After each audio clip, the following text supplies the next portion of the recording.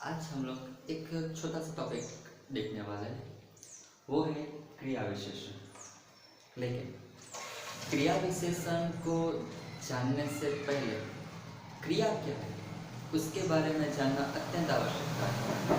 तो क्रिया क्या है कि जिस शब्द से किसी कार्य का बोध होता है, किसी क्रिया का बोध होता है, कुछ चल रहा है, तो ऐसे जो शब्द है उसे क्रियापद कहते हैं। जैसे कि वह दौड़ रहा है तो दौड़ना एक क्रिया है, वो खा रहा है तो खाना एक क्रिया है। ओके, तो रचनात्मक दृष्टि से जो क्रिया है उस क्रिया का दो प्रकार है, मुख्य है वो दो प्रकार है, एक अकर्मक क्रिया और एक सकर्मक क्रिया। अकर्मक क्रिया और सकर्मक क्रिया। अकर्मक क्रिया किसे कहते हैं कि जिस क्रिया को कर्म की आवश्यकता नहीं है, सीधी असर उसके कर्ता ऊपर पड़ती है, कर्म हो या न हो उसकी आवश्यकता नहीं हो, ऐसी जो क्रियापद है उसे अकर्मक क्रिया कहते हैं। अकर्मक क्रिया जैसे कि वो रो रहा है, अब रोना जो है उसे किसी कर्म की आवश्यकता नहीं है, वो रो रहा है तो रो रहा है, कैसे रो रहा है ऐसा अदा नहीं है। फिर वो चल रहा है, डरना, हंसना, मरना, ऐसे जो क्रियापद होते हैं उसे अकर्मक क्रिया कहते हैं, जिसे कर्म हो या न हो उसे कर्म पर कोई असर होता नहीं है, सीधी असर क्रियापद पर कर्ता पर पड़ती है, कर्म से उसकी कोई भी आवश्यकता होती नहीं है। दूसरा जो होता है वो है सकर्मक क्रिया। अब सकर्मक क्रिया कैसी है कि जिसकी असर सीधी कर्मों पर पड़ती है, कर्मों का होना अत्यंत आवश्यकता होता है, ऐसे जो क्रियापद होते हैं उसे सकर्मक क्रिया कहते हैं। जैसे कि राकेश लिख रहा है, राकेश लिख रहा है तो सवाल उठेंगे लिखना पर कि क्या लिख रहा है, तो राकेश पत्र लिख रहा है। यहाँ पर लिखना को कर्म की आवश्यकता है, वो खा रहा है तो सवाल तुरंत आएगा कि क्या खा रहा है, वो पी रहा है, ला रहा है, तो ऐसे सभी जो क्रियापद होते हैं उसे सकर्मक, जिसे कर्म की आवश्यकता होती है। तो ऐसे जो क्रियापद है सकर्मक, अकर्मक, उसके अलावा अब ये तो होते हैं उसके भेद, लेकिन यहाँ जो हम लोग सीखने वाले हैं जो क्रिया होती है वो क्रिया की विशेषण, हम लोग ने सीख विशेषण अगले लेक्चर में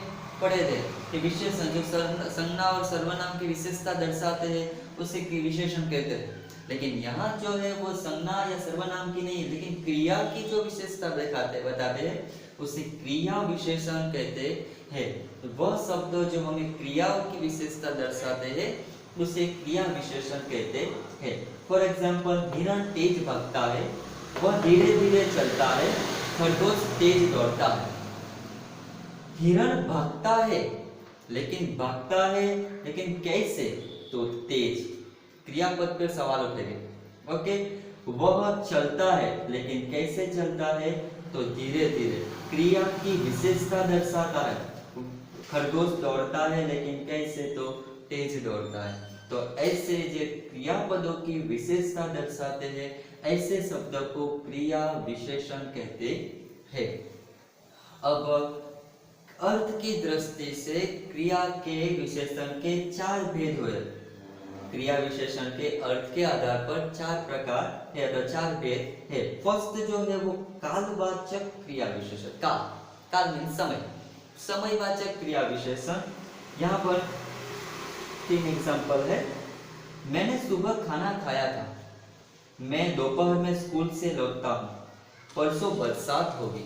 अब यहाँ देखो, मैंने खाना खाया था, लेकिन खाना कब खाया था, सुबह। सुबह जो है वो एक समय है, तो समय वाचक क्रिया विशेषण। खाना खाना तो वो इसकी क्रिया होती थी खाना खाना, लेकिन कब, तो सुबह को, तो सुबह जो है वो कालवाचक विशेषण क्रिया विशेषण होगी।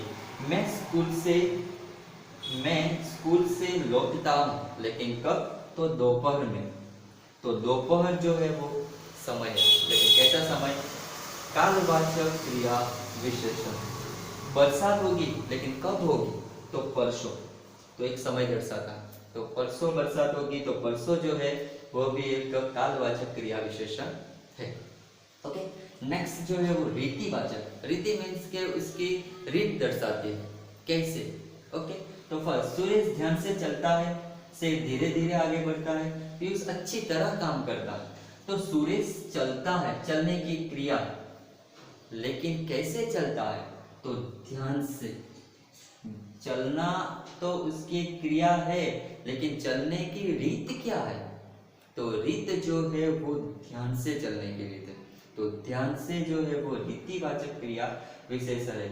शेर आगे बढ़ रहा है, शेर आगे तो बढ़ रहा है, लेकिन कैसे बढ़ रहा है? तो धीरे धीरे।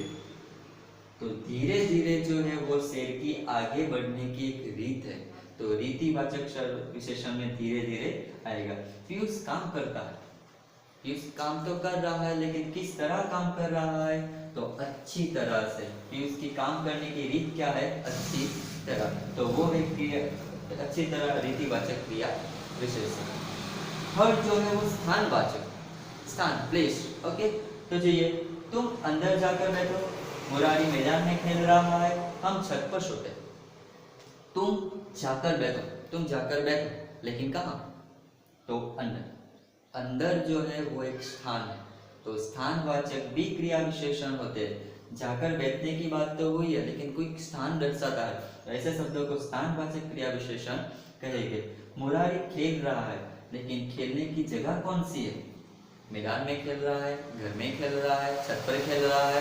तो ऐसे जो भी शब्द है जो स्थान दर्शाते हैं, वो क्रिया का स्थान, इसके स्थानवाचक क्रिया विशेषण हो गए। हम सोते हैं, सोते हैं तो कहाँ सोते हैं? छत पर। तो छत पर ये स्थानवाचक क्रिया विशेषण है।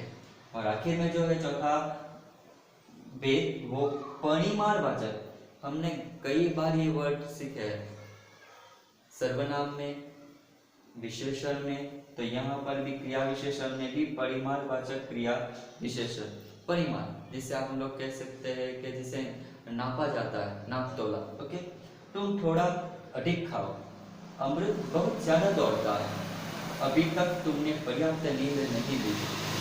यहाँ पर देखिए कि तुम थोड़ा खाओ, तुम थोड़ा खाओ, या तो तुम थोड़ा अधिक खाओ। अधिक, अधिक जो है वो माप दर्शाता है। ओके, अमृत बहुत दौड़ता है, दौड़ता तो है, लेकिन ज्यादा, बहुत ज्यादा दौड़ता है। तो ज्यादा वो जो है वो परिमाण दर्शाते हैं। अभी तक तुमने पर्याप्त नींद नहीं ली, नींद ली है, लेकिन कितनी नींद नहीं ली है? पर्याप्त, जितनी जरूरत है। तो पर्याप्त जो है वो भी माप दर्शाता है। तो ऐसे जो शब्द है वो परिमाणवाचक क्रिया विशेषण दर्शाते हैं। तो वह शब्द जिसे हम क्रियाओं की विशेषता कहते हैं, उसे क्रिया विशेषण कहते हैं। ओके, जिसे क्रिया की विशेषता दर्शाते हैं। तो क्रिया विशेषण के अर्थ के आधार पर 4 भेद है।